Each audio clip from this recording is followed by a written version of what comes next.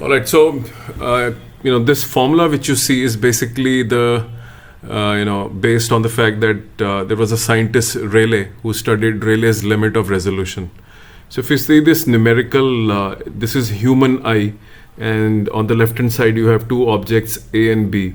The question is, what should be the separation of these two objects so that they are clearly visible to the human eye, which means when the diffraction pattern gets created on the retina, the dark fringe of one overlaps the bright fringe of the other. So if you see, the first thing that has been calculated is the angle theta, and using that, numerical aperture has been calculated, and then you have applied the Rayleigh's limit of resolution. So that gives you the value of h.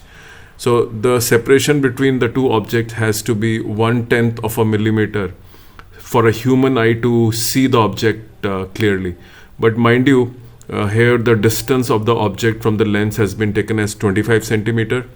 And if you go through this numerical, we have used the value of 25 centimeter to calculate the value of theta as 1/25 centimeter. So numerical aperture is the next concept, but for the time being, understand this numerical.